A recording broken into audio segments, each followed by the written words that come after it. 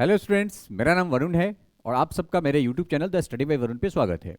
आज के इस वीडियो में हम लोग इकोनॉमिक्स का जो सबसे अधिक कंसेप्चुअल टॉपिक है मॉनेटरी पॉलिसी, मौद्रिक नीति जिसे कहते हैं, उसको हम लोग पढ़ेंगे।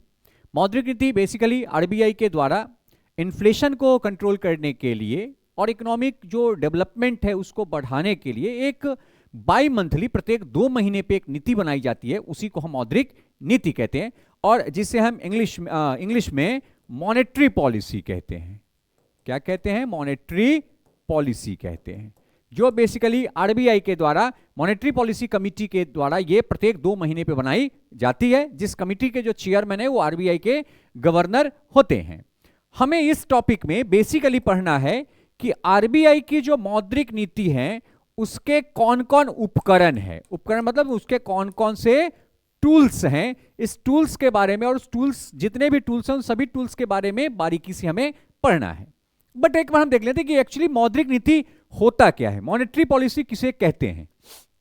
देखिए, आप सब पढ़े हैं, मेरे यूट्यूब चैनल पे इन्फ्लेशन का वीडियो डाला गया है जो ऑलरेडी इसके डिस्क्रिप्शन में भी है, और मेरे हर वीडियो की जो पीडीएफ होती है उसका लिंक डिस्क्रिप्शन में रहता है, इसलिए पीडीएफ को जरूर वहां से डाउनलोड कर लें।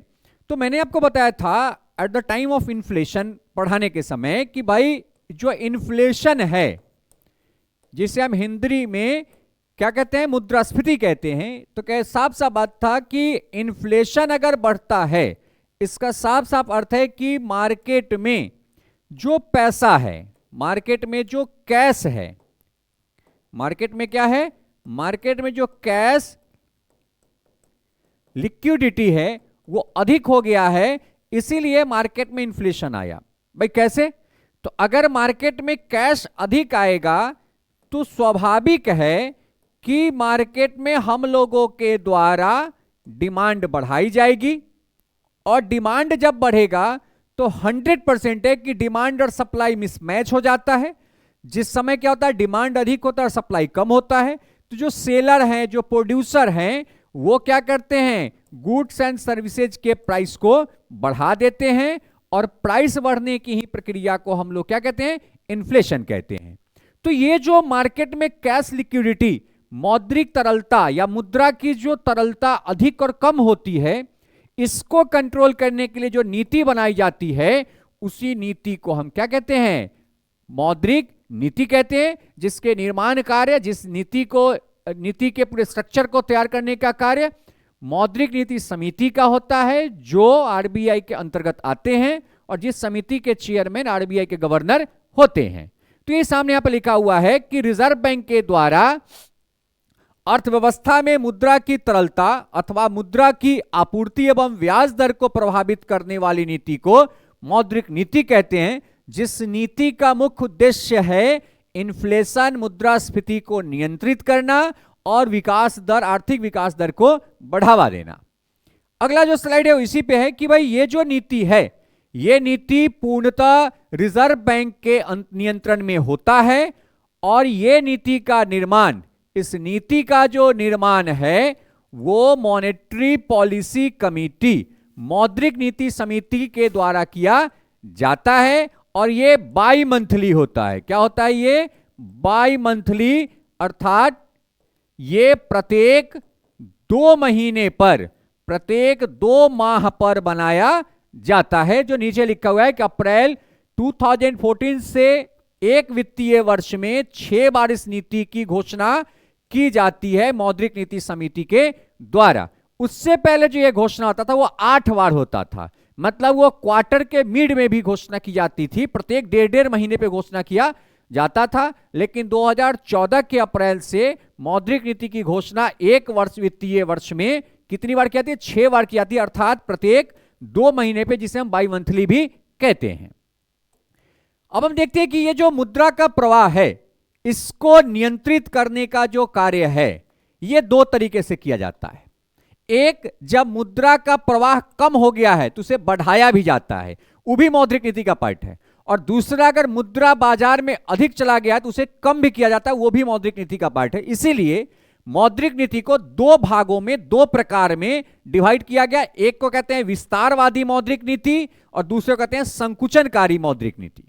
विस्तारवादी मौद्रिक नीति का अर्थ है कि जब बाजार में या अर्थव्यवस्था में पैसा क्या हो गया हो, कम हो गया हो, तो ऐसे केस में मार्केट में कैश फ्लो को बढ़ाने के लिए मौद्रिक नीति के जिस रूप का यूज किया जाता है उसको हम विस्तारवादी मौद्रिक नीति कहते हैं। ये एक्सपेंशन करता है, ये एक्सपेंशन मॉनेटरी पॉलिसी है, जिसे सस्ती मुद्रा नीति भी कही जाती है, क्योंकि जब तक आप ब्याज दर को कम नहीं करेंगे तब तक लोग बैंकों से, वित्तीय संगठन से अधिक लोन नहीं लेंगे, और जब तक लोन नहीं लेंगे तब तक मार्केट में कैश फ्लो को, मुद्रा के प्रवाह को बढ़ाया नहीं जा सकता है। और इसमें मुद्रा के प्रवाह को बढ़ाने के लिए मौद्रिक नीति लाई जाती है। इसीलिए इस मौद्रिक नीति को हम विस्तारवादी के साथ साथ सस्ती मौद्रिक नीति भी कहते हैं। दूसरा, जब मार्केट में एक्सेस कैश हो जाए, एक्सेस कैश हो जाए, तो इस एक्सेस कैश को अगर घटाना है तो आपको मुद्रा को महंगा करना पड़ेगा, लोन को महंगा करना पड़ेगा, जिसके कारण इस नीति को महंगी मुद्रा नीति या इसे संकुचनकारी मौद्रिक नीति के नाम से जानते हैं। कॉन्ट्रैक्शन होता है इसमें कॉन्ट्रैक्ट होती है अर्थव्यवस्था, ताकि मार्केट में जो एक्सेस कैश जा चुका है उस कैश को निकाला जा सके। तो साफ साफ समझ लीजिए कि ऐसी मौद्रिक नीति जब आएगी तो रेट ऑफ इंटरेस्ट गिरेगा, और ऐसी मौद्रिक नीति में रेट ऑफ इंटरेस्ट क्या हो जाएगा, बढ़ाया जाएगा। तो बेसिकली मौद्रिक नीति को दो भागों में बांटा गया है, एक को कहते हैं विस्तारवादी और दूसरे को कहते हैं संकुचनकारी। हर समय याद रखिएगा, विस्तारवादी मौद्रिक नीति कब होगी, जब डिफ्लेशन का केस होगा, और संकुचनकारी कब होगा, जब इन्फ्लेशन का केस होगा। अर्थात कह सकते हैं कि जब प्राइस घटेगी वस्तु तथा सेवा की तो इसका उपयोग होगा, और जब वस्तु तथा सेवा का प्राइस बढ़ेगा तो उसको कंट्रोल करने के लिए संकुचनकारी मौद्रिक नीति का उपयोग किया जाता है। नेक्स्ट, अब हम देखते हैं कि मॉनेटरी पॉलिसी के टूल्स कौन कौन से हैं। देखिए, ये जो संकुचनकारी विस्तारवादी, मुद्रा को बढ़ाना, मुद्रा को कम करना, बाजार में अधिक कैश देना, बाजार में जो अधिक कैश चला गया उसे खींचने के लिए दो प्रकार के उपकरण का उपयोग मौद्रिक नीति में की जाती है। एक को हम लोग कहते हैं मात्रात्मक, क्वांटिटेटिव, और एक को कहते हैं गुणात्मक, क्वालिटेटिव। तो कितने प्रकार के मौद्रिक नीति उपकरण हैं, दो प्रकार के, एक है मात्रात्मक, दूसरा है गुणात्मक। मात्रात्मक जो होता है ना, ये हाईली इफेक्टिव होता है, ये हाईली इफेक्टिव है। ये क्या है, हाईली इफेक्टिव है, बहुत जल्दी काम करता है। इफेक्टिव गुणात्मक भी है, बट इसका जो प्रोसेस है वो थोड़ा सा क्या है, स्लो है। इसीलिए प्रत्येक 2 महीने पे जो काम किया जाता है, प्रत्येक 2 महीने पे जो परिवर्तन की जाती है, वो बेसिकली परिवर्तन मात्रात्मक जो है, quantitative tools of monetary policy का किया जाता है, qualitative tools of monetary policy का किया नहीं जाता है। दूसरे वीडियो में हम लोग qualitative tools of monetary policy को भी कवर करेंगे। अब जो ये मात्रात्मक जो उपकरण है, इसको दो भाग बांटा गया है। एक को हम कहते हैं प्रत्यक्ष, दूसरे कहते हैं अप्रत्यक्ष।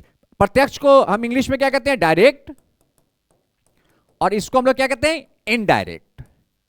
इनडायरेक्ट टूल्स, देखिए मैंने यहां पे दो भाग में इसलिए बांटा कि डायरेक्ट टूल्स वो टूल्स है जो डायरेक्ट आरबीआई बैंकों पे लगाती है, डायरेक्ट, जिससे डायरेक्ट बैंक प्रभावित होता है, बैंक उसे बच नहीं सकता है। लेकिन इनडायरेक्ट टूल्स ऐसी है जो जिससे बैंक अगर चाहे तो उसे बच भी सकता है, या बैंक के अलावा वो मार्केट पर भी उन टूल्स का उपयोग किया जाता है। इसलिए मॉनेटरी पॉलिसी के मात्रात्मक tools, quantitative tools of monetary policy को दो भाग बांटा गया है, एक प्रत्यक्ष और दूसरा अप्रत्यक्ष।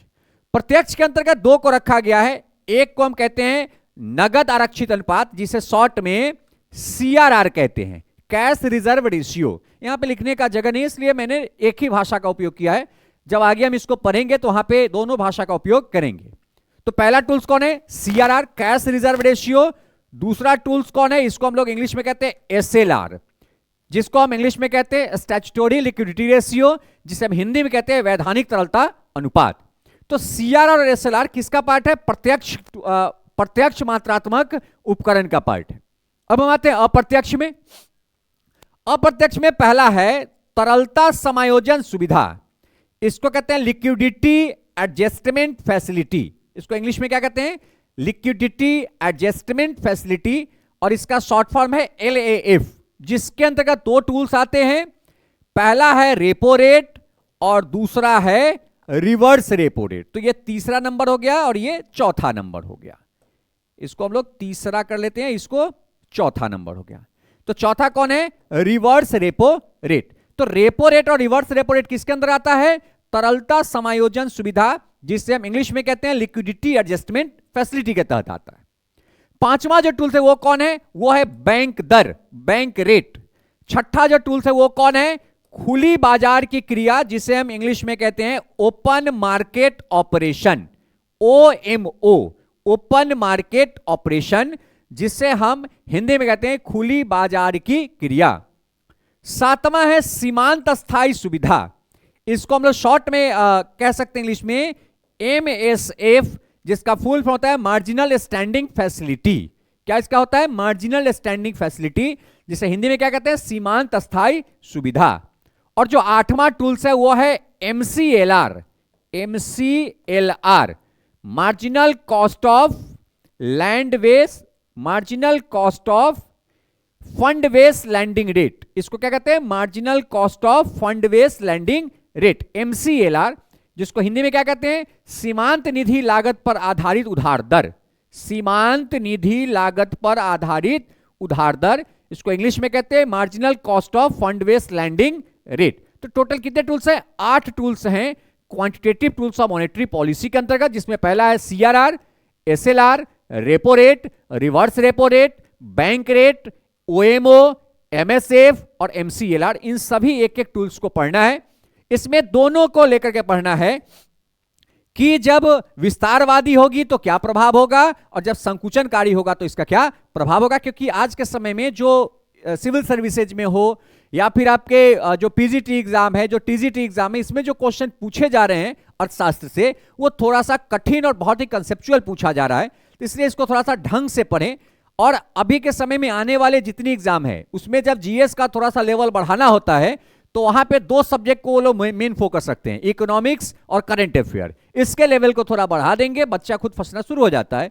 इसलिए इस टॉपिक को थोड़ा सा आप कंसेप्चुअल तरीके से ढंग से इसको पढ़ें ताकि इसमें किसी प्रकार की कोई कठिनाई ना हो। तो पहला टूल हमारा कौन है? CRR, cash reserve ratio. क्या कहते हैं इसे? Cash reserve ratio. इसे हम हिंदी में क्या कहते हैं? नगद आरक्षित अनुपात। एक बार इसको पहले समझ लीजिए, फिर डेफिनेशन पे हम लोग आएंगे। देखिए, मैंने आपको बताया कि मॉनेटरी पॉलिसी का मेन जो उपयोग है, इसका जो मेन जो उपकरण के रूप में उपयोग किया जाता है वो किया जाता है मार्केट से कैश लिक्विडिटी को कंट्रोल करने के लिए। क्या करने के लिए? कैश लिक्विडिटी को कंट्रोल करने के लिए। अर्थात अगर बढ़ गया है तो घटाएगा, घट गया है तो उसको एक बेंच मार्क पर ला करके सेट कर देगा। मतलब ये बैलेंस करने का काम करता है कि ना इन्फ्लेशन बढ़े और ना डिफ्लेशन का केस है, बीच में रहे, स्टैंडर्ड लेवल ऑफ इन्फ्लेशन रहे, हेल्दी रेंज ऑफ इन्फ्लेशन रहे, ताकि आर्थिक जो ग्रोथ की प्रक्रिया, डेवलपमेंट की प्रक्रिया, उसमें कोई बाधा उत्पन्न न हो। इसीलिए मॉनेटरी पॉलिसी का यूज किया जाता है। अब आप देखिए कि मार्केट में कैश लिक्विडिटी की बात करती है, कहां पे? मार्केट में। मार्केट में कैश लिक्विडिटी का जो फ्लो है वो बेसिकली किस सिस्टम से जाता है? बैंकिंग सिस्टम से जाता है, बैंकिंग सिस्टम से जाता है। अर्थात अगर मॉनेटरी पॉलिसी का उपयोग किया जाए क्विक रूप से, बहुत तत्क्षण तत्काल में, तो बैंकिंग सिस्टम पे अगर उसका उपयोग किया जाएगा तो हम इजीली मार्केट से कैश को कंट्रोल कर सकते हैं। जैसे मान लिया जाए आप बैंक में गए पैसा विड्रॉ करने, आपको बैंक मैनेजर ने मोटिवेट कर दिया कि सर अगर आप मेरे यहां FD करते हैं तो मैं पहले से आपको 3-4% एक्स्ट्रा आपको मैं इंटरेस्ट दूंगा। ऐसे कंडीशन में क्या होगा? आप अगर उस पैसा को खर्च करने के भी मूड में हैं और अगर बैंक मैनेजर ने ठीक से आपको मोटिवेट कर दिया तो हो सकता है आप उस पैसा को खर्च ना करके कुछ दिनों के लिए फिक्स डिपॉजिट डाल दे, FD में डाल दे। अर्थात जो पैसा अभी मार्केट में बैंक से निकल के जाने वाला था, बस वो 3-4% के रेट ऑफ इंटरेस्ट बढ़ाने से वो मार्केट में ना जाकर के वो बैंक में ही पुनः आ गया। अर्थात जो बैंकिंग सिस्टम है वो कैश फ्लो को बहुत ही क्विक, आसानी तरीके से और तुरंत कंट्रोल करने में सक्षम ये सिस्टम है। इसीलिए जो डायरेक्ट टूल्स है वो डायरेक्ट टूल्स बैंकिंग के ऊपर लगाया जाता है। इसमें दो टूल्स के बारे में मैंने बताया है, एक सीआरआर, दूसरा एसएलआर। अब बात करते हैं ये होता क्या है, तो सामान्य रूप से समझिए। बैंक जो है, बैंक का जो बिजनेस है, बैंक दो काम करता है।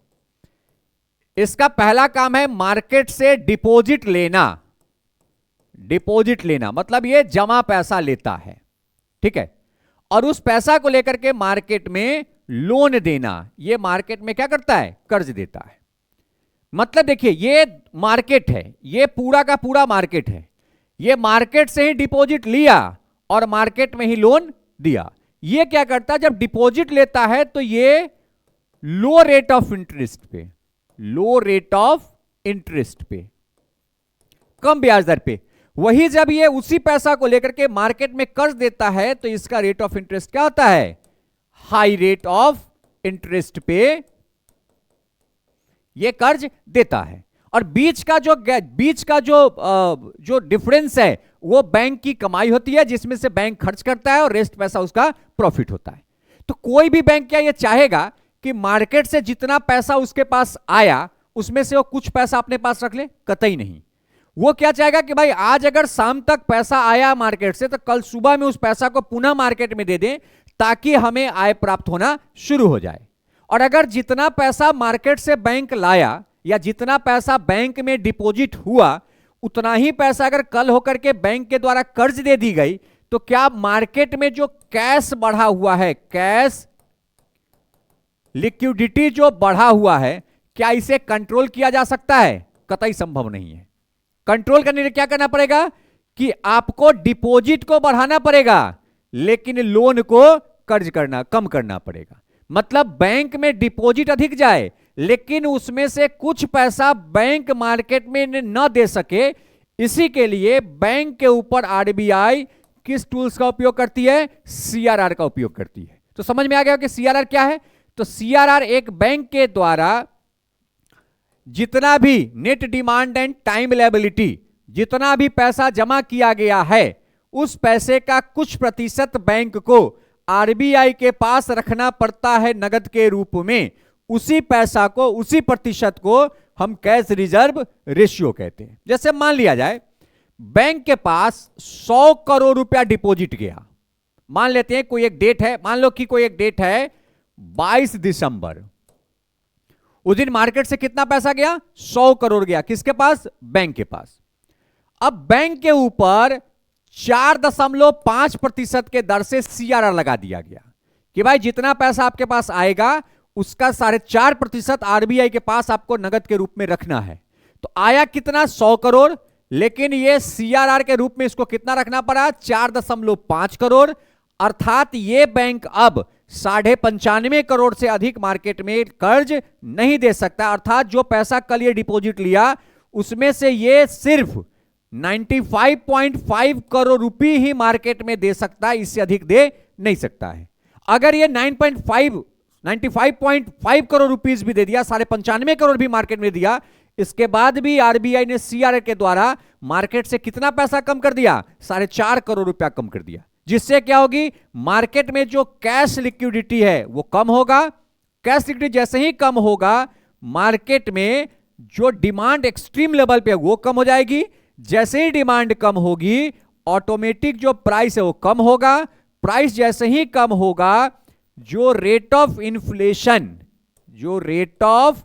इन्फ्लेशन बढ़ा हुआ है वो क्या हो जाएगा? कम हो जाएगा। तो यही है सीआरआर। अब चलिए डेफिनेशन पे चलते हैं। डेफिनेशन में कहता है कि वाणिज्य बैंक को अपने कुल जमा पूंजी, जिसको हम लोग एनडीटीएल कहते हैं, NDTL net demand and time liability का एक निश्चित प्रतिशत आरबीआई के पास नगद के रूप में रखना पड़ता है। इसी प्रक्रिया को हम क्या कहते हैं? इसी प्रक्रिया को हम कैश रिजर्व रेशियो कहते हैं। अर्थात कैश रिजर्व रेशियो में बैंक को अपने कुल जमा पूंजी का कुछ प्रतिशत आरबीआई के पास नगद के रूप में रखना पड़ता है, जिसपे आरबीआई कोई इंटरेस्ट नहीं देती है, नो इंटरेस्ट। इस पे आरबीआई कोई इंटरेस्ट का भुगतान नहीं करती है। इसी को कैश रिजर्व रेशियो कहते हैं। Cash reserve ratio basically RBI अधिनियम 1934 के धारा संख्या 42(1) के तहत लगाई जाती है। और इसका जो रेट है, इसकी रेट की कोई सीमा नहीं है। यह मौद्रिक नीति निर्धारित करेगी कि आरबीआई का करंट रेट क्या होगा। 100% भी हो सकता है, 0% भी हो सकता है। अगर आरबीआई को लगे कि भाई इन्फ्लेशन हाइपर इन्फ्लेशन में चला गया, तो हो सकता है उस केस में आरबीआई 100% पैसा जो बैंक के पास आता है वो अपने पास जमा करवा सकता है। और आरबीआई को लगे कि नहीं, मंदी चरम सीमा पर है, तो हो सकता है कि मौद्रिक नीति में, आरबीआई मौद्रिक नीति के तहत 1 पैसा भी बैंकों का जमा आरबीआई नहीं करवाएगी। कहेगी सारा पैसा मार्केट में दे दो, ताकि हमें मार्केट में डिमांड बढ़ाना है, और डिमांड तभी बढ़ेगा जब मार्केट में कैश लिक्विडिटी बढ़ जाएगी। अर्थात इसके जो दर है उसका कोई लिमिटेशन नहीं है। वर्तमान में जो इसका दर है वो 4.5% है, जो वर्तमान में जिस महीने में चले इस महीने में 4.5% है। प्रत्येक 2 महीने पे आरबीआई के द्वारा इसे अपडेट की जाती है। आप आरबीआई के वेबसाइट पे जाकर के, आरबीआई का वेबसाइट, आरबीआई टाइप करेंगे, आरबीआई की वेबसाइट पे जाएंगे, सबसे नीचे स्क्रॉल करके आइए तो वहां पे लिखा था रेट, करंट रेट पे क्लिक कीजिएगा तो वहां पे ये सारा रेट खुल करके आएगा, जहां पे आप देख सकते हैं कि वर्तमान में आरबीआई के द्वारा मौद्रिक नीति में किसका क्या दर रखा गया है। तो समझ गए सीआरआर क्या होता है। सीआरआर बैंकों के पास जो जमा पूंजी आती है प्रत्येक दिन, उस जमा पूंजी का कुछ प्रतिशत आरबीआई अपने पास नगद के रूप में रखवाती है, उसी को हम कैश रिजर्व रेशियो कहते हैं। अब हम चलते हैं थोड़ा सा इसका प्रभाव देखते हैं कि कैश रिजर्व सीआरआर के बढ़ाने से और सीआरआर के घटाने से क्या होगा। तो मैंने आपको पहले ही कहा है कि सीआरआर बढ़ाया तब जाएगा जब इन्फ्लेशन होगा। जब क्या होगा, इन्फ्लेशन होगा। और घटाया कब जाएगा, जब डिफ्लेशन होगा। जब क्या होगा, डिफ्लेशन होगा। तो अगर इन्फ्लेशन बहुत अधिक बढ़ जाता है तो यह साफ साफ है कि ऐसे केस में जो कैश है, कैश इन मार्केट ये अधिक हो जाता है, जिसको कम करने के लिए सीआरआर को बढ़ाया जाता है। और इस केस में कैश इन मार्केट क्या होता है, कम होता है, जिसके कारण कैश को मार्केट में बढ़ाया जाता है ताकि डिमांड को बढ़ा करके गिरी हुई वस्तु या सेवा के मूल्य को धीरे से बढ़ाया जा सके। तो कहता है कि सीआरआर को बढ़ाएगा, जैसे एक एग्जांपल मैंने दिया है, ये मैं इसलिए लिख रहा हूं ताकि थोड़ा सा वीडियो में समय थोड़ा कम लगे। लंबा वीडियो यूट्यूब पे देखने में बच्चे इंटरेस्टेड नहीं होते, तो मैं थोड़ा सा बना दिया हूं ताकि हाथ से लिखना कम पड़े। देखिए, मान लिया जाए कि बैंक में 100 रुपया जमा हुआ, ठीक है। सीआरआर जो है वो 4% है, अर्थात इस बैंक को 100 रुपए का 4%, अर्थात 4 रुपए आरबीआई के पास में रखना पड़ेगा सीआरआर के रुपए। तो बचा कितना, 96 रुपया। अब ये मार्केट में 96 रुपया दे सकता है, लेकिन कुछ दिनों के बाद, 2 महीने के बाद मान लिया जाए आरबीआई ने रेट ऑफ सीआरआर को बढ़ा दिया। अब जब इनके पास 100 रुपया जमा आता है तो इन्हें 5 रुपया किसको देना पड़ता है, आरबीआई को देना पड़ता है। अर्थात अब ये बाजार में लोन देने की इनकी क्षमता कितनी हो गई, 95 रुपया हो गई। अर्थात साफ साफ देख रहे हैं कि जब सीआरआर के रेट को बढ़ाया जाता है, 4 से बढ़ा के 5 किया गया, तो लोन देने की क्षमता 96 रुपया से घट के 95 रुपया आ गई। तो हम साफ साफ कहते हैं कि जब सीआरआर के दर को बढ़ाया जाएगा तो कर देने की क्षमता घटेगी, सीआरआर के दर को घटाया जाएगा तो कर्ज देने की क्षमता बढ़ जाएगी। जो यहां साफ साफ एग्जांपल में देख रहे हैं कि जब 4 रुपया था तो कर्ज देने की क्षमता 96 रुपया थी, 5% हुआ तो कर्ज देने की क्षमता 96 से घट के 95 हो गई। अर्थात कहा जा सकता है इस एग्जांपल के अकॉर्डिंग कि अगर सीआरआर के रेट को घटाया जाएगा तो कर्ज देने की क्षमता बढ़ेगी, सीआरआर के रेट को बढ़ाया जाएगा तो कर्ज देने की क्षमता घटेगी। अब पहला देखते हैं कि सीआरआर में वृद्धि मतलब 4 से बढ़ा के 5 कर दिया गया।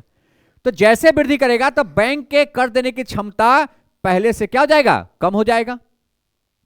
अब जैसे ही कर्ज देने की क्षमता कम होगी तो बैंक क्या करता है, रेट ऑफ इंटरेस्ट को बढ़ा देगा। और जैसे ही रेट ऑफ इंटरेस्ट बढ़ाएगा, बाजार में मुद्रा की मांग या उसके कर्ज की मांग घट जाएगी। और जैसे ही कर्ज की मांग घटेगी, बाजार में मुद्रा का प्रवाह रुक जाएगा या मुद्रा का प्रवाह स्लो हो जाएगा। जैसे ही बाजार में मुद्रा का प्रवाह स्लो होगा, बाजार में मुद्रा की कमी हो जाएगी, कैश लिक्विडिटी कम हो जाएगी। और जैसे ही कैश लिक्विडिटी कम होगा, बाजार में, अर्थव्यवस्था में जो मांग है वो कम हो जाएगा, क्योंकि लोगों के पास पैसा की कमी हो गई। और जैसे ही बाजार में मांग की कमी होगी, मूल्य कम हो जाएगा। मांग की जैसे ही कमी होगी, प्राइस कम हो जाएगा। और प्राइस जैसे ही कम होगी तो मुद्रास्फीति की दर क्या जाएगी, कम हो जाएगी। अर्थात जब मुद्रास्फीति के दर को कम करना होता है तो सीआरआर के दर को बढ़ाया जाता है। दूसरा सेम इसी तरीके से कि जब सीआरआर के दर को कम कर दिया, मान लो कि 5 से घटा के 4 कर दिया गया, तो कर्ज देने की क्षमता बढ़ गई, तो जैसे सीआरआर के दर को कम करेगा तो कर्ज देने की क्षमता बढ़ जाती है, जिससे बाजार में मुद्रा का प्रवाह बढ़ जाएगा। बाजार में मुद्रा के प्रवाह बढ़ने से बाजार में तरलता बढ़ जाएगी। तरलता जैसे ही बढ़ेगी तो हम लोग वस्तु तथा सेवा की मांग को बढ़ा देंगे, और जैसे ही वस्तु सेवा के मांग को बढ़ाएंगे, जो गिरा हुआ प्राइस है वो फिर से बढ़ना शुरू हो जाएगा, और जैसे ही प्राइस बढ़ेगा मार्केट में जो मुद्रास्फीति है उसकी दर में बढ़ोतरी होना शुरू हो जाएगा। मतलब जो डिफ्लेशन का केस है वो इन्फ्लेशन की तरफ मूव करना शुरू हो जाएगी। तो आप कह सकते हैं कि जब इन्फ्लेशन होता है तो सीआरआर को बढ़ाया जाता है, जब डिफ्लेशन का केस होता है तो सीआरआर को घटाया जा सकते हैं। या दूसरे रूप में कह सकते हैं कि जब महंगाई बहुत बढ़ जाती है तो सीआरआर को बढ़ाया जाता है, जब महंगाई कम हो जाती है, मंदी की तरफ जाना शुरू हो जाती है, तो उस केस में सीआरआर को घटाया जाता है। अब हम दूसरा टूल्स इसका देखते हैं, वो है एसएलआर, जिसे हम कहते हैं इंग्लिश में स्टैट्यूटोरी लिक्विडिटी रेशियो, वैधानिक तरलता अनुपात। देखिए सीआरआर में आपने पढ़ा है कि बैंक को अपने कुल जमा पूंजी का कुछ प्रतिशत नगद के रूप में आरबीआई के पास रखना पड़ता है, मतलब वह नगद के अलावा दूसरा कोई गुंजाइश नहीं है। एसएलआर में कहा गया कि बैंक को प्रतिदिन अपने कुल जमा पूंजी का कुछ प्रतिशत अपने पास रखना पड़ेगा, होल्ड करके, आप उसे मार्केट में दे नहीं सकते हैं। उसमें इन्होंने ऑप्शन दिया कि आप नगद के रूप में भी रख सकते हैं, उतने मूल्य का आप सोना भी रख सकते हैं, या उतने मूल्य का आप सरकारी प्रतिभूति भी रख सकते हैं। सरकारी प्रतिभूति जो गवर्नमेंट बॉन्ड पेपर होता है वो भी आप रख सकते हैं। इसका दो तरीका है, दो इसका कारण है। पहला कारण है कि भाई बैंकों को के कर्ज देने की क्षमता को, बैंकों के कर्ज देने की क्षमता को कम करना, क्योंकि बैंक को अपने कुल जमा पूंजी का कुछ प्रतिशत अपने पास रखना है। हाँ, नगद नहीं रखो, तुम सोना रख लो, तुम सरकारी प्रतिभूति रख लो, लेकिन तुमको उतना निवेश करना है ताकि अगर कभी बैंक करप्ट होता है, बैंक क्रैश होने की स्थिति में आती है, तो वो इस एसएलआर के पैसे का उपयोग करके वो अपने बिजनेस को कुछ दिनों तक स्थिर कर सकता है। पहला एक उसका कारण है। दूसरा, इसके तहत क्या होता है, सरकार जो है वो अपनी प्रतिभूति बेचती है, जिसके माध्यम से वो मार्केट से पैसा सोखने का काम भी करता है। तो एसएलआर देखने में तो लगता है कि सिर्फ बैंक के द्वारा किया, लेकिन नहीं, यहां पर सरकार भी इसके माध्यम से बाजार से कैश सोखने का काम करता है, जो कि डेफिनेशन में दिया हुआ है कि व्यापारिक बैंक को अपने कुल जमा पूंजी का एक निश्चित प्रतिशत अपने पास नगद, स्वर्ण एवं सरकारी प्रतिभूति के रूप में संरक्षित रखना पड़ता है, जिसे हम क्या कहते हैं, एसएलआर कहते हैं। तो याद रखिएगा, सीआरआर में सिर्फ कैश है, एसएलआर में कैश के अलावा सोना और प्रतिभूति भी रखा जा सकता है। एसएलआर को बैंकिंग विनिमय अधिनियम 1949 के धारा संख्या 24 के तहत परिभाषित किया गया है, और वो था सीआरआर किसके तहत है, तो सीआरआर है आरबीआई एक्ट 1934 सेक्शन 42(1) के तहत है, और एसएलआर है बैंकिंग विनियमन अधिनियम 1949 के धारा संख्या 24 के तहत है। इसका जो लिमिटेशन है, सीमा कि कितना प्रतिशत लगाया जाएगा, अधिकतम इसका निर्धारित है 40%, जो कि सीआरआर का नो लिमिट, इसका कोई लिमिट नहीं है अधिकतम या न्यूनतम का। लेकिन एसएलआर का अधिकतम सीमा 40 है, 40 से ऊपर लगाया नहीं जा सकता है। न्यूनतम इसकी कोई सीमा नहीं है, जीरो भी किया जा सकता है। और वर्तमान में एसएलआर का दर कितना है, 18%। अर्थात अगर कोई बैंक के पास जितना पैसा आता है कुल जमा पूंजी, उसको 18% राशि का अपने पास उस दिन सोना, सरकारी प्रतिभूति या नगद के रूप में मेंशन करना पड़ेगा, मेंटेन करना पड़ेगा। उसके बाद जो पैसा बचता है वो आसानी से मार्केट में कर्ज दे सकता है। अब हम देखते हैं इसके प्रभाव। तो वृद्धि करने से क्या होगा, देखिए वृद्धि जैसे ही करेगी तो बैंक के कर्ज देने की क्षमता कम होगा, और कमी जब करेगा तो बैंक के कर्ज देने की क्षमता बढ़ जाएगी, जो सेम आप सीआरआर में पढ़े कि अगर यह वृद्धि करता है तो वृद्धि कब करेगा, जब इन्फ्लेशन क्या होगा, हाई होगा। और कमी कब करेगा, जब इन्फ्लेशन क्या होगा, लो होगा।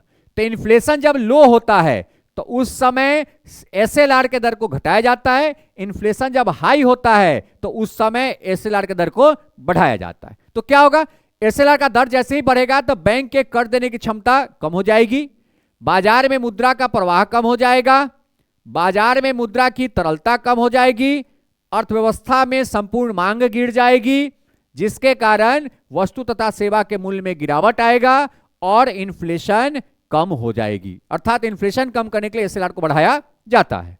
सेम इसका उल्टा है कि कम किया जाएगा तो क्या होगा, बैंक को कम पैसा रखना पड़ेगा एसएलआर के रूप में, तो बैंक की कर्ज देने की क्षमता बढ़ जाएगी, जिसके कारण बैंक बाजार में मुद्रा के प्रवाह को बढ़ाएगा, जिससे बाजार में मुद्रा की तरलता बढ़ जाएगी, क्योंकि मार्केट में पैसा जाएगा तो तरलता बढ़ेगा, तरलता बढ़ेगा तो हम लोग खर्च करेंगे, जिसके कारण अर्थव्यवस्था में संपूर्ण मांग में बढ़ोतरी होगी। और जैसे ही मांग बढ़ता है, बेचने वाला क्या करता है, वस्तु तथा सेवा के प्राइस को बढ़ा देगा, और जैसे ही वस्तु और सेवा का प्राइस बढ़ेगा, मुद्रास्फीति की दर में बढ़ोतरी हो जाएगी। लेकिन अगर आपसे क्वेश्चन पूछ दे कि सीआरआर और एसएलआर में मोर इफेक्टिव कौन है, तो मोर इफेक्टिव सीआरआर है, क्योंकि एसएलआर में ऑप्शन है उसके पास, लेकिन सीआरआर में कोई ऑप्शन नहीं है। तो अगर आपसे पूछे कि अगर नकदी तरलता को नियंत्रित करने में सबसे अधिक प्रभावशाली टूल्स कौन है, सबसे अधिक प्रभावशाली उपकरण कौन है, तो सबसे अधिक प्रभावशाली जो उपकरण होगा वो सीआरआर होगा। एसएलआर सबसे अधिक प्रभावशाली उपकरण नहीं है, क्योंकि एसएलआर में बहुत सारे ऑप्शन दिए गए। अब तीसरा ऑप्शन पे आते हैं, वो है रेपो रेट, जो इनडायरेक्ट का पार्ट है। ये किसका है, इनडायरेक्ट का पार्ट है। डायरेक्ट में दो ही था, कौन कौन था, सीआरआर और एक कौन था, एसएलआर। तो सीआरआर और एसएलआर किसका पार्ट था, डायरेक्ट का। अब रेपो, रिवर्स रेपो, ये सब किसका पार्ट है, इनडायरेक्ट का पार्ट। अब आता है कि रेपो रेट क्या है। देखिए, हम लोग आरबीआई को कहते हैं कि आरबीआई जो है ना, ये बैंकर ऑफ बैंक है, बैंकर ऑफ बैंक है। हम लोग कहते हैं कि आरबीआई क्या है, बैंकर ऑफ बैंक है, ये बैंकों का बैंक है। बैंकों का बैंक कहने का अर्थ हुआ कि जैसे हमारे साथ बैंक का रिश्ता होता है, उसी तरीके का रिश्ता एक बैंक का आरबीआई के साथ होता है। जैसे हमारे लिए एक बैंक है, उसी तरीके से बैंक के लिए बैंक कौन है, आरबीआई है। जैसे हम पैसा बैंकों में जमा करते हैं, हम कर्ज बैंकों से लेते हैं, उसी तरीके से एक बैंक अपना पैसा आरबीआई के पास जमा करता है, और जब उसे जरूरत होती है तो एक बैंक आरबीआई से कर्ज भी लेता है। इसीलिए हम आरबीआई क्या कहते हैं, RBI is the banker of bank कहते हैं। अब देखिए, रेपो रेट एक ऐसा दर है कि जब कोई बैंक आरबीआई से कर्ज लेता है शॉर्ट टर्म के लिए, 90 दिन तक के लिए, जब कोई बैंक आरबीआई से 90 दिन तक के लिए प्रतिभूति रख करके, मतलब वो अपना वहां पे कोलेट्रल जमा करके, गिरवी कोई पेपर रख करके अगर वो कर्ज लेता है, और उस कर्ज पर आरबीआई जो ब्याज लेती है, उसी ब्याज दर को हम रेपो रेट कहते हैं। अर्थात मान लिया जाए ये आरबीआई है, ये बैंक है, बैंक को भी पता चला बैंक के पास कैश की कमी आ गई, बैंक के पास कैश की कमी आ गई, और मार्केट में बहुत सारे कैश का डिमांड है, लोन का डिमांड है। तो ऐसे केस में ये बैंक लोन लेने के लिए किसके पास आएगा, ये लोन लेने के लिए आएगा आरबीआई के पास में, कहेगा भाई मुझे शॉर्ट टर्म का लोन चाहिए। आरबीआई कहेगा भाई आप गिरवी रखिए कुछ, तो ये कहेगा ठीक है हमारे पास सोना है, हमारे पास गवर्नमेंट सिक्योरिटी आप रख लीजिए, और उतने का हमें कर्ज दे दीजिए, वो भी शॉर्ट टर्म। तब जाकर के आरबीआई क्या करेगी, इन्हें शॉर्ट टर्म लोन देगी। कितने दिन का, अधिकतम 90 डेज का, ठीक है। और उस पर यह कहेगा कि भाई रेट ऑफ इंटरेस्ट है इतना, 6.5% रेट ऑफ इंटरेस्ट आपको देना पड़ेगा। अर्थात आप जो हमें पैसा ले रहे हैं 90 दिन तक का, 80 दिन तक का, वो ब्याज जोड़ लेगा, और ब्याज जोड़ने के बाद कहेगा भाई आप इतने का हमें बॉन्ड पेपर दे दीजिए, ताकि अगर आप 90 दिन के बाद हमको नहीं दिए तो हम इस बॉन्ड पेपर को बेच करके पैसा रिकवर कर लेंगे। तो ये जो ब्याज लिया जाता है गवर्नमेंट सिक्योरिटी के बदले 90 दिन तक का जो कर्ज के ऊपर, उसी ब्याज को हम रेपो रेट कहते हैं। जो लेता कौन है, आरबीआई, और जिस रेपो रेट का भुगतान किसको करना पड़ता है, बैंक के द्वारा किया जाता है आरबीआई को। जो सामने डेफिनेशन में लिखा हुआ है कि रेपो दर वह दर है जिस पर आरबीआई अनुसूचित बैंकों को अल्पकालीन ऋण सरकारी प्रतिभूति के बदले में देकर अर्थव्यवस्था में तरलता की अतिरिक्त मात्रा जारी करती है, इसी को रेपो रेट कहते हैं। तो रेपो रेट के तहत क्या होगा, तरलता जाएगा। जैसे देखिए आरबीआई के पास बैंक आया और आरबीआई को अभी तरलता मतलब अधिक पैसा देना है, तो क्या करेगा, रेपो रेट को गिरा देगा, ताकि सस्ता लोन हो जाएगा तो बैंक अधिक से अधिक कर्ज लेगा। लेकिन आरबीआई को पता है कि नहीं, अभी मार्केट में खुद बहुत पैसा है, इन्फ्लेशन हाई है, तो उस समय आरबीआई क्या करेगा, रेपो रेट को बढ़ा देगा ताकि मार्केट में पैसा आरबीआई से निकल के नहीं जाए। क्योंकि आरबीआई कभी भी बैंक को मना नहीं कर सकता है कर्ज देने से। वो मना करने का तरीका क्या है, ब्याज दर को बढ़ा दो, खुद कम हो जाएगा। और कभी जबरदस्ती भी नहीं दे सकता, क्या करेगा, ब्याज दर को घटा दो, बैंक खुद आकर के उनसे कर्ज लेना शुरू कर देगा। तो इसी दर को हम क्या कहते हैं, रेपो दर कहते हैं, जो वर्तमान में रेपो दर अभी कितना है, 6.5% है। अब हम थोड़ा सा देखते हैं रेपो दर के प्रभाव को। समान रूप से कि रेपो दर को बढ़ाया जाए, बढ़ाया जाए मतलब रेट ऑफ इंटरेस्ट को बढ़ाया जा रहा है। तो रेट ऑफ इंटरेस्ट बढ़ रहा है, इसका मतलब है कि जो लोन है वो महंगा हो रहा है। लोन क्या रहा है, महंगा हो रहा है। लोन जैसे ही महंगा होगा तो उसका जो डिमांड है वो डिमांड कम होगा, और डिमांड अगर कम होता है तो जो कैश फ्लो है वो भी क्या जाएगी, कम हो जाएगी। और कैश फ्लो जैसे ही कम होगा तो demand of goods and services low होगी, और डिमांड जैसे ही कम होगा जो इन्फ्लेशन है, ये इन्फ्लेशन का दर भी क्या हो जाएगा, कम हो जाएगा। इसीलिए जब इन्फ्लेशन के दर को कम करना होता है तो समय रेपो दर को क्या किया जाता है, बढ़ा दिया जाता है। जैसे सामने भी लिखा हुआ है पहला ऑप्शन कि अगर रेपो दर को बढ़ाएंगे तो वाणिज्य बैंक आरबीआई से अल्पकालीन ऋण कम मात्रा में लेगा। क्यों कम मात्रा में लेगा, क्योंकि अब ये ऋण क्या हो गया है, कॉस्टली हो गया है, कम मात्रा में मिलेगा। और इससे वाणिज्य बैंक के पास पूंजी की मात्रा अर्थात तरलता में क्या आएगी, गिरावट आएगी, तरलता कम हो जाएगा, जिसके कारण वाणिज्य बैंक द्वारा अपने ब्याज दर को क्या किया जाएगा, बढ़ा दिया जाएगा। क्योंकि ये महंगा ब्याज पे ले रहा है तो ये भी अगले को देगा तो महंगा ब्याज पे देगा। जैसे ही ब्याज बढ़ाएगा, जो निवेशकर्ता परिवार है वो अर्थव्यवस्था में कर्ज की मांग को क्या करेगा, कम करेगा। क्योंकि इसने अगर रेट ऑफ इंटरेस्ट को बढ़ा दिया तो जो लोन है, लोन का डिमांड क्या हो जाएगा, कम हो जाएगा। जैसे ही लोन का डिमांड कम होगा, उपभोग व्यय और निवेश में कमी आएगी, तो मार्केट में मांग क्या हो जाएगा, मांग कम हो जाएगा। और जैसे ही मांग कम होगा, कीमत कम हो जाएगी, और जिससे मुद्रास्फीति की जो बढ़ी दर है वो धीरे धीरे कम हो जाएगी। अर्थात जब मुद्रास्फीति के दर को, कीमत को कम करना होता है तो इस समय आरबीआई रेपो दर को बढ़ा देती है। वही अगर रेपो दर को कम कर दे, अब देखिए रेपो दर को अगर कम करेगा तो लोन क्या हो गया, लोन का जो कॉस्ट है ये लो कॉस्ट लोन हो गया, लो कॉस्ट लोन हो गया। अब जैसे ही लो कॉस्ट लोन होगा तब बैंक इस लोन के डिमांड को बढ़ाएगी, साथ ही साथ बैंक भी अपने रेट ऑफ इंटरेस्ट को घटाएगा बाजार में। जैसे ही रेट ऑफ इंटरेस्ट घटेगा, डिमांड ऑफ लोन क्या हो जाएगा, बढ़ जाएगा। जैसे डिमांड ऑफ लोन बढ़ेगा, कैश लिक्विडिटी, बाजार में नकदी तरलता बढ़ जाएगी। नकदी तरलता जैसे ही बढ़ेगी, बाजार में वस्तु तथा सेवा का डिमांड बढ़ जाएगा। जैसे ही वस्तु सेवा का डिमांड बढ़ेगा, बेचने वाला प्राइस बढ़ा देगा, और बेचने वाला जैसे ही प्राइस बढ़ाएगा, रेट ऑफ इन्फ्लेशन, मुद्रास्फीति की दर क्या जाएगी, बढ़ जाएगी। अर्थात जब मुद्रास्फीति की दर को बढ़ाना होता है तो रेपो दर को कम किया जाता है, जो सामने भी वही बात लिखा हुआ है थोड़े से डिटेल में। पहला पॉइंट कहता है कि वाणिज्य बैंक आरबीआई से अल्पकालीन ऋण वृद्धि मात्रा में लेंगे, इससे वाणिज्य बैंक के पास पूंजी की मात्रा अर्थात तरलता में वृद्धि होगी, पैसा अधिक आ जाएगा, जिससे वाणिज्य बैंक क्या करेगा, ब्याज दरों में कमी कर देगा। क्यों, क्योंकि इसे सस्ता लोन मिला है तो ये भी सस्ता लोन देगा। जैसे ही ब्याज दर में कमी करेगा, निवेशकर्ताओं और परिवारों के द्वारा शाख मतलब कर्ज भी लिख सकते हैं, कर्ज, शाख मतलब कर्ज, शाख को आप क्या लिख सकते हैं, कर्ज, या लोन भी कह सकते हैं। लोन की मांग क्या हो जाएगी, बढ़ जाएगी, जिससे अर्थव्यवस्था में नकदी तरलता में वृद्धि होगा।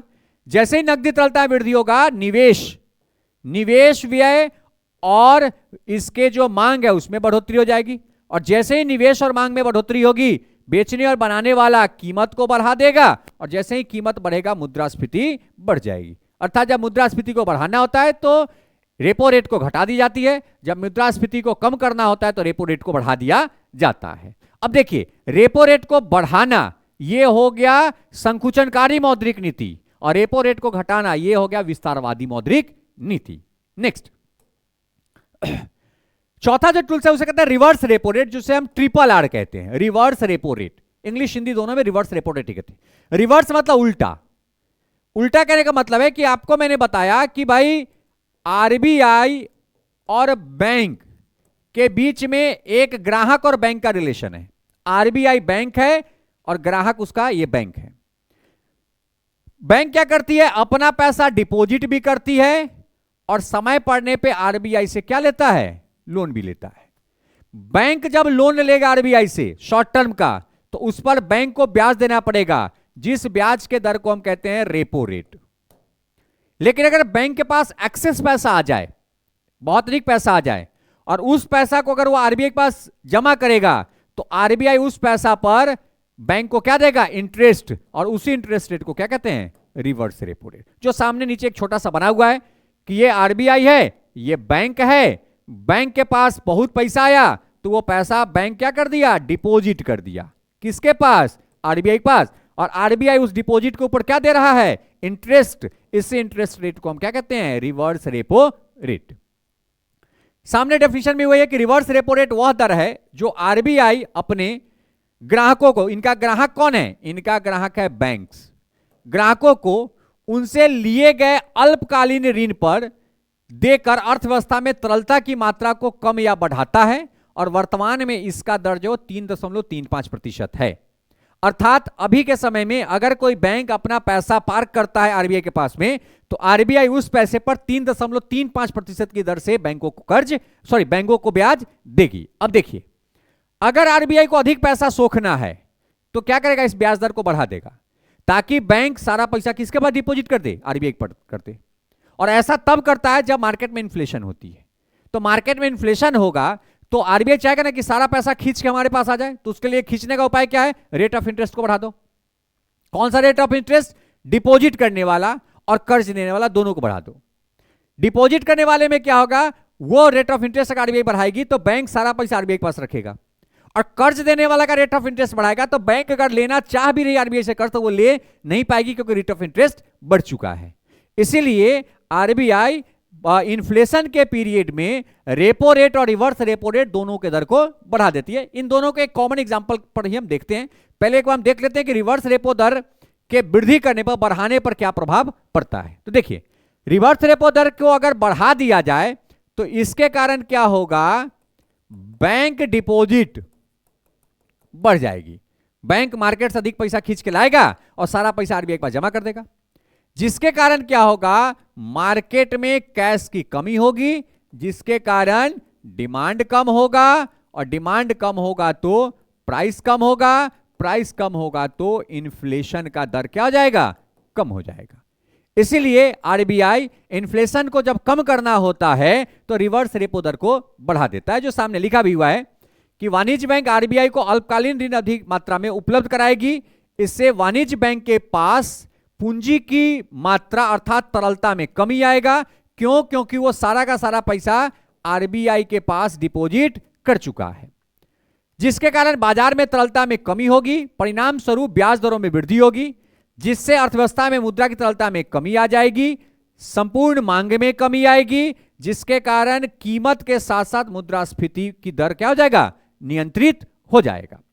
अगर हम रिवर्स रेपो दर को क्या करते हैं, कम करते हैं, इसको घटाते हैं, तो घटाने के केस में क्या होगा, जो डिपॉजिट है वो घट जाएगा, क्योंकि सस्ता ब्याज पे कोई भी अपना पैसा बैंक इनके पास पार्क नहीं करेगा। तो कहता है कि उस केस में वाणिज्य बैंक आरबीआई को अल्पकालीन ऋण कम मात्रा में उपलब्ध कराएगी, क्योंकि जैसे ही कम करेंगे डिपॉजिट क्या हो जाएगा, डिपॉजिट रेट कम हो जाएगा, जिसके कारण कैश इन मार्केट बढ़ जाएगी, मार्केट में कैश बढ़ जाएगा। जैसे ही मार्केट में कैश बढ़ेगा, जो डिमांड है वो डिमांड बढ़ जाएगी, डिमांड बढ़ने से प्राइस बढ़ेगा, प्राइस बढ़ना का मतलब है कि इन्फ्लेशन का दर जो है वो क्या जाएगा, बढ़ जाएगा। तो जब इन्फ्लेशन को बढ़ाना होता है तो उस केस में रिवर्स रेपो दर को कम किया जाता है, जो पहला पॉइंट भी दिया है। दूसरा पॉइंट है कि बाजार में तरलता में वृद्धि होगी और परिणाम स्वरूप ब्याज दरों में कमी आ जाएगा, क्योंकि बाजार में अगर तरलता बहुत अधिक है तो कोई कर्ज लेने आएगा नहीं। तरलता बढ़ने से मांग में वृद्धि होगी, मांग बढ़ेगी तो कीमत के साथ साथ जो मुद्रा अवस्फीति है वो अवस्फीति नियंत्रित होगा, और मुद्रा जो अस्फीति है और मुद्रा जो स्फीति का केस है, इन्फ्लेशन का केस है, वो इन्फ्लेशन का जो रेट है वो पहले से क्या जाएगा, बढ़ जाएगा। तो साफ साफ है कि जब इन्फ्लेशन को बढ़ाना होता है तो रिवर्स रेपो रेट को घटाया जाता है, जब इन्फ्लेशन को घटाना होता है तो रिवर्स रेपो रेट को बढ़ा दिया जाता है। अब हम चलिए एक एग्जांपल इसका लेते हैं जिसपे दोनों को हम देखेंगे। एक एग्जांपल जो हम लेते हैं ना उसपे हम इसको क्या करेंगे, दोनों को देखते हैं कि दोनों को एक साथ कैसे देखा जाए। देखिए बेसिकली यहां पे तीन बॉडी काम करता है। एक है ये आरबीआई, दूसरा है बैंक, दूसरा है बैंक्स, और तीसरा है हमारा मार्केट, हमारा बाजार जहां पे हम सब रहते हैं। पैसा का जो सर्कुलर है, पैसा का जो ये चैन है, या आप कह सकते हैं कि ये जो साइकिल चलता रहता है वो साइकिल ऐसा है, RBI to bank, bank to market, market to bank, और बैंक टू आरबीआई, ये ऐसा चलते रहता है। अब देखिए आरबीआई जब पैसा बैंक को देगा, आरबीआई जब पैसा बैंक को देगा कर्ज के रूप में, मतलब कर्ज कौन दे रहा है, आरबीआई, ले कौन रहा है, बैंक, तो इस पर बैंक को जो ब्याज देना पड़ेगा इसी ब्याज को हम कहते हैं रेपो रेट। ठीक है, अब अगर बैंक अपना पैसा किसको देता है, आरबीआई को, क्या करता है, डिपॉजिट, इस डिपॉजिट पर आरबीआई भी बैंक को क्या देगा, ब्याज, क्या देगा, ब्याज।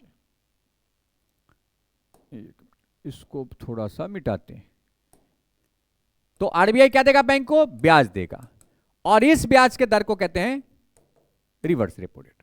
अब देखिए, अब बैंक जब मार्केट में लोन देगा तो इस पर मार्केट से बैंक क्या लेगा, ब्याज लेगा, और जब बाजार के लोग बैंक में डिपॉजिट करेंगे तो इस डिपॉजिट राशि पर बैंक बाजार के लोगों को क्या देगा, ब्याज देगा। यही सर्कुलर चलते रहता है हर समय कि भाई बैंक पैसा लेता है, देता है, बैंक भी आरबीआई से पैसा लेता है और आरबीआई को पैसा देता है। अब देखिए अगर मान लिया जाए, अगर हम एक मिनट एक बात मानते हैं कि अगर मान लिया जाए कि आरबीआई ने रेपो रेट को क्या किया, आरबीआई ने रेपो रेट को बढ़ाया, अब रेपो रेट को बढ़ाएगा अर्थात अब आरबीआई बैंकों से अधिक ब्याज लेगी, तो बैंक क्या करेगा, कर्ज लेने का जो दर है उसको घटा देगा। लेकिन अगर मजबूरी में कर्ज लेता भी है तो अगर कोई बाजार से कर्ज लेने आएगा तो यह भी ब्याज दर को बढ़ा देगा। जैसे ही ब्याज दर बढ़ाएगा बाजार के लोग, ग्राहक लोग बैंकों से लोन का डिमांड कम कर देंगे, जिससे क्या होगी, जो कैश फ्लो हो रहा था, cash flow in market, cash flow in market वो क्या हो जाएगा, कम हो जाएगा। साफ साफ दिखाई दे रहा है। दूसरा, अगर आरबीआई क्या कर रही है कि रिवर्स रेपो रेट को बढ़ा रही है, अर्थात आप जितना पैसा लाइए हमारे पास रखिए, हम आपको अधिक ब्याज देंगे, तो अधिक जैसे ही ब्याज बैंक को मिलना शुरू हो जाएगा आरबीआई से, तो बैंक अपने डिपॉजिट को क्या करेगा, बढ़ा देगा। अब बैंक के पास पैसा आता कहां से, बाजार से, तो ये क्या करेगा, अपने बाजार से जो डिपॉजिट है उसका भी ब्याज दर को बढ़ा देगा। जैसे ही ब्याज दर बढ़ाएगा हम लोगों के पास, जिनके पास पैसा है वो डिपॉजिट को बढ़ा देंगे, जिससे क्या हो रहा है, आप देख रहे हैं इस डिपॉजिट के रेट बढ़ाने से अब मार्केट से पैसा निकल के कहां जा रहा है, बैंक में, अर्थात कैश आउटफ्लो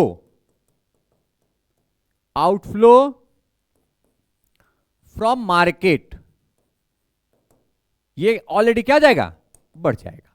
तो अब देखिए कि मार्केट में रेपो रेट बढ़ाने से पैसा जो जा रहा था उसको कम किया गया, लेकिन जो ऑलरेडी पैसा मार्केट में जा चुका है उस पैसे को रिवर्स रेपो रेट को बढ़ा करके मार्केट से क्या कर लिया, खींच लिया। यह प्रक्रिया जैसे ही होगी मार्केट में जो कैश है वो क्या हो जाएगा, बैलेंस हो जाएगा, और जैसे ही ये कैश बैलेंस होगा बढ़ा हुआ मुद्रास्फीति ऑटोमेटिक नियंत्रित हो जाएगी। इसीलिए जब इन्फ्लेशन आता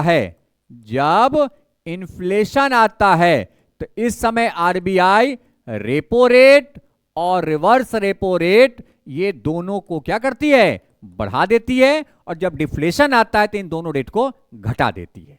इसीलिए ये दोनों रेट बैंकों के शॉर्ट टर्म डिपॉजिट और शॉर्ट टर्म लोन के ऊपर आरबीआई के द्वारा लगाया जाता है। अगला पॉइंट है, अगला जो है टूल्स वो है बैंक दर, बैंक रेट। देखिए जैसे रेपो रेट शॉर्ट टर्म का है, ये जो बैंक रेट है ये लॉन्ग टर्म का है, ये लॉन्ग टर्म लोन है, लॉन्ग टर्म लोन है। अर्थात अगर 90 दिन से अधिक का कर्ज किसी बैंक को चाहिए आरबीआई से, तो आरबीआई जो उन्हें कर्ज देगी उसके ऊपर जो ब्याज लेगा उसी ब्याज को बैंक दर कहा जाता है। और वर्तमान में बैंक दर कितना है? 6.75% है।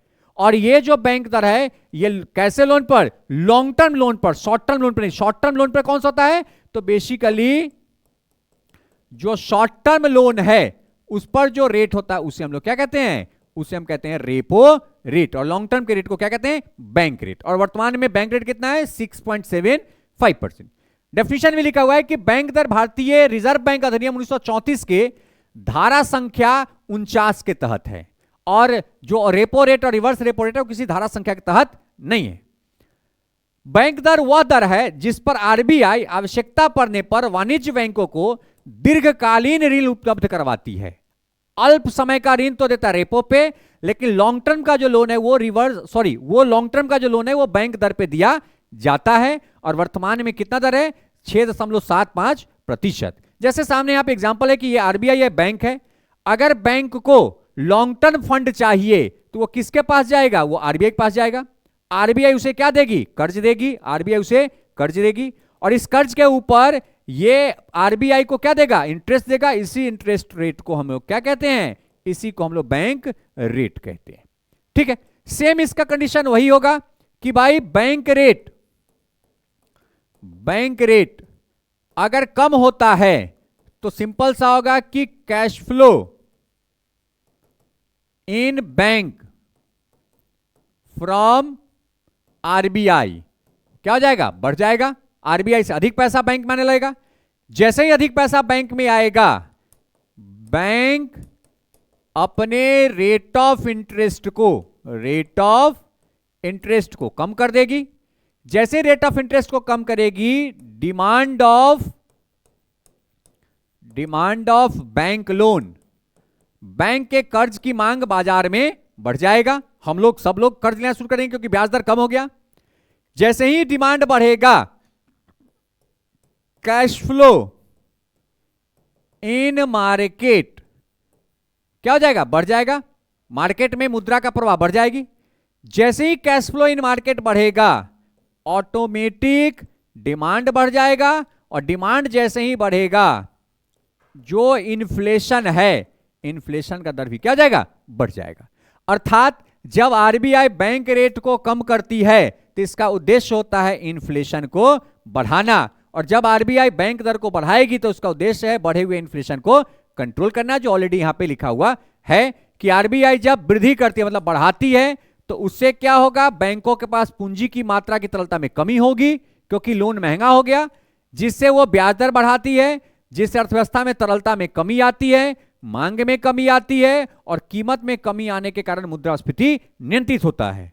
वही जब बैंक दर को कम किया जाता है तो इससे क्या होती है कि बैंकों के पास पूंजी की मात्रा बढ़ जाती है, क्योंकि बैंक अब सस्ते ब्याज पे पैसा लेना शुरू करता है, जिसके कारण बैंक भी बाजार में ब्याज दर को घटा देता है, जिसके कारण अर्थव्यवस्था में तरलता बढ़ जाती है। हम लोगों के द्वारा मांग बढ़ा दिया जाता है, और जैसे ही मांग बढ़ाते हैं, बेचने और बनाने वाले वस्तु की कीमत को बढ़ा देते हैं, जिससे मुद्रा अवस्फीति नियंत्रित होती है। और मुद्रा जो अस्फीति है, जो मुद्रास्फीति का जो दौर है, जो मुद्रास्फीति है, यह मुद्रास्फीति की दर क्या जाती है? बढ़ जाती है, जिसे हम इंग्लिश में इन्फ्लेशन कहते हैं।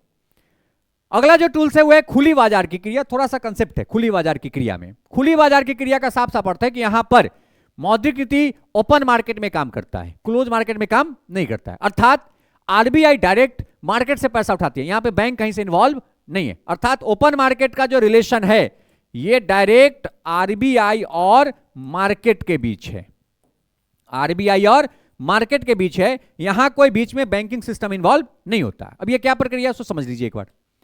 मार्केट में मान लो कि कैश बढ़ गया है, जिसका इन्फ्लेशन बढ़ गई, तो CRR, SLR, repo rate, reverse repo rate, bank rate लगा करके कैश को कम किया गया, इसके बाद भी नहीं कम हो रहा है। तो ऐसे केस में अब आरबीआई क्या करती है? सरकारी प्रतिभूति, जो गवर्नमेंट बॉन्ड है, ट्रेजरी बिल वगैरह है, कॉमर्शियल पेपर वगैरह टाइप का जो बॉन्ड है, उसको डायरेक्ट बेचने आता है।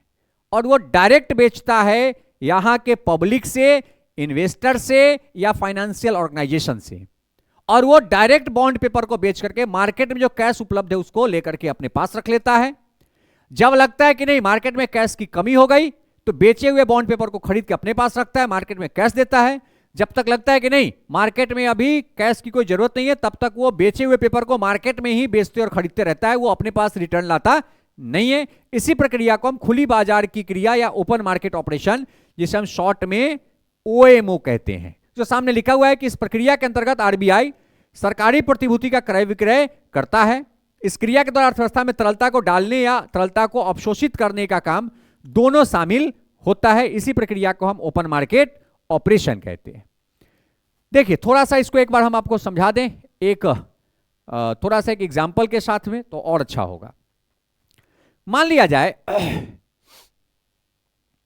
यह है आरबीआई, यह है आरबीआई, यह है पूरा हमारा अर्थव्यवस्था, हमारा इकोनॉमी, या इसको कह सकते हैं बाजार है या देश कह सकते हैं, यह पूरा देश है। हमें रिक्वायरमेंट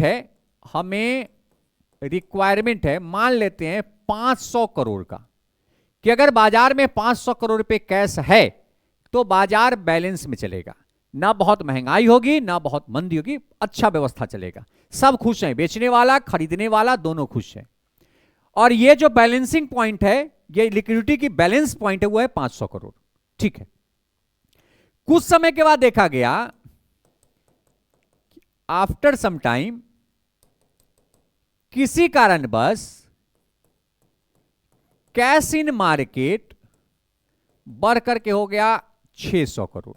बहुत सारे कारण हैं, हो सकता है जो राजकोषीय नीति उसके द्वारा पैसा आ गया हो सकता है अत्यधिक उत्पादन हो गया उसके कारण पैसा आ गया हो सकता है कोई विदेशी फंड आ गया हो सकता है एफडीआई बहुत आ गया हो, जिसके कारण मार्केट में कैश बढ़ गई। अब जैसे ही कैश बढ़ेगा डिमांड बढ़ेगा, डिमांड बढ़ने से क्या हो जाएगी, मार्केट में इन्फ्लेशन आ जाएगी। बढ़ा कितना कैश, तो यहां पे कैश बढ़ा दिख रहा है 100 करोड़ का। अब आरबीआई वाइब्रेट होना शुरू हो जाएगा, बेचैन हो शुरू, भाई कैसे इस कैश को कम किया जाए। तो आरबीआई इस कैश को कम करने के लिए, थोड़ा आरबीआई को मैं थोड़ा दूर बना दूं ताकि लिखने में पूरा बोर्ड पे बने, तो फिर आरबीआई अब इस कैश को कम करने के लिए एक तरकीब लगाया। आरबीआई इस कैश को कम करने के लिए क्या किया, एक तरकीब लगाया। तरकीब क्या है कि अब आरबीआई इस कैश को कम करने के लिए गवर्नमेंट सिक्योरिटी को सेल करने आया, बेचने आया। कहां, मार्केट में, कि भाई हम गवर्नमेंट सिक्योरिटी ट्रेजरी बिल को बेचने आए हैं। ट्रेजरी बिल बेसिकली जो डिस्काउंट ऑफ बिल है वो डिस्काउंट पे बिकता है, तो उसको बेचने आया। मार्केट से कितना पैसा खींचना है, 100 करोड़। तो भाई ये लेकर आया कि भाई हम 125 करोड़ का ट्रेजरी बिल लेकर के आए हैं, 91 डेज का ट्रेजरी बिल है, आप 125 करोड़ का ट्रेजरी बिल 100 करोड़ में खरीदिए, 90 दिन के बाद हम आपको 125 करोड़ देंगे, 25 करोड़ आपको एक्स्ट्रा दे देंगे। एक प्रलोभन दिया। अब ये जैसे ही मार्केट में आया, मान लेते हैं कि 125 करोड़ का ट्रेजरी बिल बेचने, तुरंत मार्केट में जिनके पास कैश है वो सब बेचैन हो गए, क्योंकि ट्रेजरी बिल का छोटा छोटा अमाउंट का 25-25 हजार के अमाउंट का ट्रेजरी बिल भी आता है, 25 हजार के मल्टीपल में ही होता है। जैसे ही 100 करोड़ में 125 करोड़ का ट्रेजरी बिल बेचने आया आरबीआई, तुरंत लोग इस ट्रेजरी बिल को खरीद लिए और मार्केट से 100 करोड़ निकल के कहां चला गया, आरबीआई के पास में चला गया। और मार्केट में क्या आ गया, मार्केट में आ गया 125 करोड़ का ट्रेजरी बिल। ठीक है, अब मार्केट में जो कैश था पहले 600 करोड़, वो 600 करोड़ कैश घट के कितना हो गया, 500 करोड़, क्योंकि 125 करोड़ का ट्रेजरी बिल लोगों ने 100 करोड़ में ही खरीद लिया। तो अब कैश इन मार्केट घट के कितना हो गया, 100 करोड़ हो गया। अब फिर से कैश इन मार्केट घट के हो गया 500 करोड़, क्योंकि 600 से बढ़ के 500 से बढ़ के 600 हुआ था, 100 करोड़ निकल गया, तो अब बचा पुनः 500 करोड़। अब पुनः फिर से मार्केट बैलेंस होना शुरू हो गया। फिर कुछ महीनों के बाद, कुछ वर्ष के बाद, फिर से आफ्टर सम टाइम किसी कारणवश कैश इन मार्केट घट करके हो गया 450 करोड़। अब देखिए यहां पे जरूरत है 500 करोड़ का, घट के हो गया 450 करोड़, मतलब मार्केट में मंदी आ गई। लोग डिमांड करना कम कर दिए, जो कि मार्केट का 100 करोड़ गया था आरबीआई के पास, जो अब 125 करोड़ हो चुका है। तो ऐसे केस में आरबीआई क्या करती है कि मार्केट से परचेज ट्रेजरी बिल, मार्केट से क्या करेगी, जो बेचा गया ट्रेजरी बिल उसको खरीद लेगी। जिसको लग रहा है कि यार 50 करोड़ का खरीद लेंगे तो मार्केट बैलेंस हो जाएगा, तो ये क्या करेगा, 125 करोड़ का ट्रेजरी बिल से 50 करोड़ का खरीद के अपने पास रख लेगा और 75 करोड़ को मार्केट में ही घुमाते रहेगा। अब जैसे ही ट्रेजरी बिल, मान लो कि ये 50 करोड़ का ट्रेजरी बिल परचेज किया, तो अब आरबीआई को 50 करोड़ क्या देना पड़ेगा, कैश। तो ये 50 करोड़ कैश फ्लो हुआ आरबीआई से मार्केट में, जिसके कारण कैश फ्रॉम आरबीआई कितना आ गया, 50 करोड़। तो पुनः मार्केट में कैश कितना हो गया, तो पुनः कैश इन मार्केट कितना हो गया, 500 करोड़। पुनः कैश इन मार्केट कितना हो गया, तो कैश इन मार्केट पुनः बढ़ करके कितना हो गया, 500 करोड़ हो गया। तो ये जो ट्रेजरी बिल को बेचने और खरीदने की प्रक्रिया है, इसी को हम क्या कहते हैं, ओपन मार्केट ऑपरेशन। तो ट्रेजरी बिल बेचती कब है, तो ये बेचती कब है, जब इन्फ्लेशन हाई होता है तो बेचा जाता है, और खरीदा कब जाता है, जब इन्फ्लेशन क्या होता है, लो होता है। तो ये बेचे हुए ट्रेजरी बिल को आरबीआई खरीद लेती है, और इसी प्रक्रिया को हम ओपन मार्केट ऑपरेशन कहते हैं। तो आई थिंक ये एग्जांपल से आपको पूरा समझ में आ गया होगा। अगला हम देखते हैं कि अगला कौन सा टूल्स है, तो सेकेंड लास्ट टूल्स है, इसे कहते हैं सीमांत स्थायी सुविधा, जिसे हम शॉर्ट में एमएसएफ कहते हैं और इंग्लिश में मार्जिनल स्टैंडिंग फैसिलिटी कहते हैं। देखिए, ये एक ऐसी फैसिलिटी है जो आरबीआई के द्वारा बैंकों को दी जाती है अपने दिन प्रतिदिन की जो घाटा होती है उस घाटा को पूरा करने के लिए। अर्थात जो दिन प्रतिदिन जो कैश की कमी होती है उसके लिए आरबीआई के द्वारा एक कर्ज दी जाती है जिसे हम एमएसएफ कहते हैं। दूसरा एक और है कि एक मार्केट जिसे हम कहते हैं कॉल मनी मार्केट, जो ओवरनाइट के लिए लोन देता है। बैंक अपने आंतरिक संबंध के आधार पे एक बैंक दूसरे बैंक से 24 घंटे के लिए जो कर्ज लेती है उसी को हम कहते हैं कॉल मनी मार्केट। और ये कॉल मनी मार्केट में बड़े बैंकों के एक अधिकार को खत्म करने के लिए भी आरबीआई के द्वारा सीमांत अस्थायी सुविधा को लाया गया है, जो कि सामने डेफिनेशन में लिखा हुआ है कि सीमांत अस्थायी सुविधा ब्याज की वह दर है जिसके तहत अनुसूचित बैंक आरबीआई से अपने कुल जमा पूंजी का अधिकतम 1% तथा कम से कम 1 करोड़ रुपया रात भर के लिए कर्ज ले सकता है। इसके अंतर्गत कर्ज लेने के लिए वैधानिक तरलता अनुपात एसएलआर के अंतर्गत रखी गई प्रतिभूति गिरवी रखी जा सकती है। अर्थात जो एसएलआर के तहत जो प्रतिभूति रखा गया है उसको भी गिरवी रख करके एक रात के लिए आरबीआई से लोन लिया जा सकता है, और उस लोन लेने की प्रक्रिया को सीमांत अस्थायी सुविधा कहते हैं। और सीमांत अस्थायी सुविधा का जो रेट है, इसका जो रेट है यह बैंक रेट के बराबर होता है, और बैंक रेट वर्तमान में कितना है, 6.75% है। तो कॉल मनी मार्केट क्या है, कॉल मनी मार्केट आंतरिक संबंध के आधार पर एक बैंक दूसरे बैंक से जो 24 घंटे के कर्ज लेती है उसे कॉल मनी मार्केट कहते हैं। और इसी को नियंत्रित करने के लिए सीमांत अस्थायी सुविधा आरबीआई के द्वारा लाया गया है। लेकिन सीमांत अस्थायी सुविधा में रिस्ट्रिक्शन है कि आरबीआई कम से कम कर्ज देगा एक बैंक को 1 करोड़, और अधिक से अधिक उस बैंक के उस दिन के जमा पूंजी का अधिक से अधिक 1%। और ये किसके बदले दिया जाएगा, तो उसके लिए बैंक को अपनी कोलेट्रल कुछ उसके आरबीआई के पास गिरवी रखना पड़ेगा, और इसमें बैंक चाहे तो एसएलआर के रूप में जो सरकारी प्रतिभूति गिरवी रखी है उसका भी उपयोग कर सकता है। तो ये जो प्रक्रिया इसी को हम सीमांत अस्थायी सुविधा कहते हैं, जो सामने के एग्जांपल से बताया गया है कि अगर आरबीआई बैंकों को ओवरनाइट एक रात के लिए कर्ज देती है, उस पे जो बैंक आरबीआई को ब्याज देता है, इसी प्रक्रिया को हम एमएसएफ मार्जिनल स्टैंडिंग फैसिलिटी कहते हैं। नेक्स्ट और लास्ट टूल्स है 8वां टूल्स, वो है सीमांत निधि लागत पर आधारित उधार दर, जिसको हम लोग एमसीएलआर कहते हैं, marginal cost of fund based landing rate कहते हैं। बेसिकली पहले इसके जगह पे बेस रेट था, आधार दर, उसका बेस रेट क्या कहते हैं, आधार दर, जिस आधार दर को 1 अप्रैल 2016 को हटाकर उसके जगह पर एमसीएलआर सीमांत निधि लागत पर आधारित उधार दर को लाया गया है। बेसिकली आरबीआई ने व्यापारिक बैंकों द्वारा उधार दर तय करने की नई पद्धति को अपनाया है, जिसे सीमांत निधि लागत पर आधारित ब्याज दर कहते हैं। अर्थात अगर कोई बैंक अपने कस्टमर को लोन देता है, क्या देता है? लोन देता है, जिस पर कस्टमर इन्हें क्या देती है? कस्टमर इन्हें ब्याज देती है। इस ब्याज दर को निर्धारित करने के लिए जो प्रक्रिया शुरू किया गया है उसी को कहा गया है सीमांत निधि लागत पर आधारित उधार दर।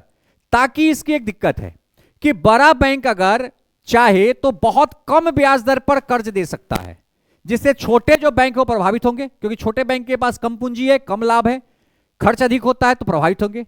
इसीलिए निचले ब्याज दर के निचले स्तर को निर्धारित करने के लिए इसका उपयोग किया जाता है, ताकि कंपटीशन में कोई भी बड़ी बैंक छोटे बैंक को प्रभावित ब्याज दर को कम करके ना कर सके। इसीलिए MCLR का उपयोग किया जाता है।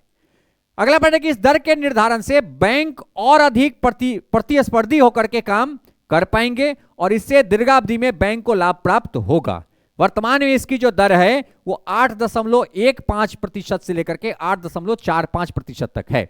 इसमें क्या होगा? प्रतिस्पर्धा बढ़ जाएगी, क्योंकि इसमें जो है ना मिनिमम रेट को फिक्स किया जाता है, मैक्सिमम रेट को नहीं। क्यों मैक्सिमम रेट को नहीं? क्योंकि मैक्सिमम रेट में फायदा वहीं होता है जहां मोनोपोली हो। यहां तो मोनोपोली है नहीं, यहां तो बहुत सारे बैंक है और कोई भी बैंक अगर अपनी ब्याज दर को बढ़ाएगा तो लोग उसके यहां कर्ज लेने नहीं जाएंगे। वो किससे कर्ज देगा? जो कम ब्याज पे कर्ज देगा उनसे ले लेगा।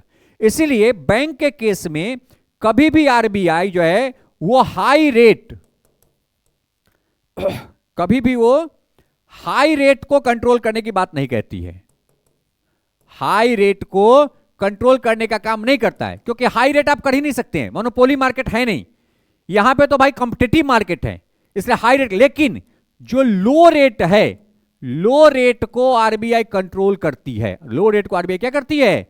कंट्रोल करती है। और इसी कंट्रोल के किसका उपयोग किया जाता है?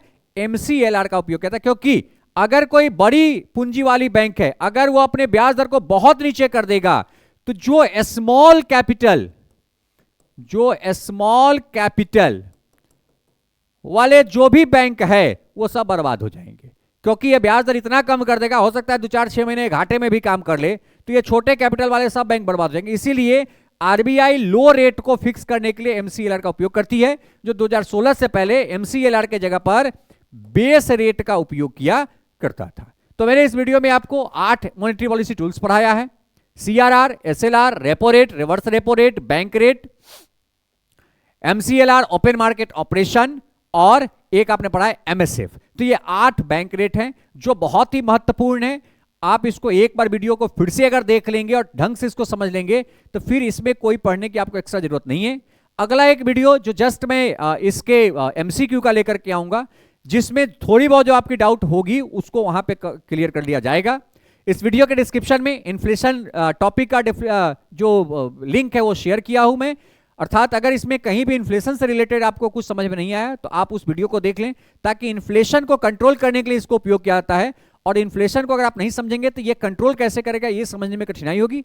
इसलिए पहले इन्फ्लेशन को समझ लें, फिर आसानी से आप इसको समझ सकते हैं। Thank you.